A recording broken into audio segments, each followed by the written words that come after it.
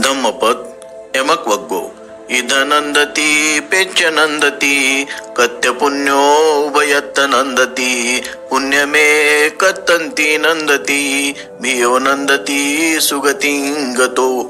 पुण्यशील मनुष्य या लोकात आनंदित होतो, परलोकात आनंदित होतो। मी पुण्य केले या विचाराने तो आनंदित असतो, सद्गती पाहून तो आणखी आनंदित असतो। अर्थकथा बुद्धांची पाठराखण करणाऱ्यापैकी प्रमुख अनाथपिंडक याची कनिष्ठ कन्या सुमनादेवी मृत्यूशय्येवर असता आपल्या वडिलांना धाकटा भाऊ असे संबोधून शांतपणे मरणाधीन झाली। आपल्या धार्मिक वृत्तीच्या मुलीचे मृत्युस्मृतीचे ते अस्पष्ट असंबद्ध शब्द ऐकून त्या पित्याला फार दुःख झाले।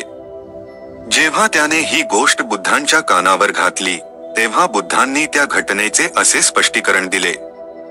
सुमनाने वडिलांना धाकटा भाऊ असे संबोधण्याचे कारण असे की संतत्व प्राप्तीच्या मार्गावरील सकृदागामी ही दुसरी अवस्था तिने साध्य केली होती।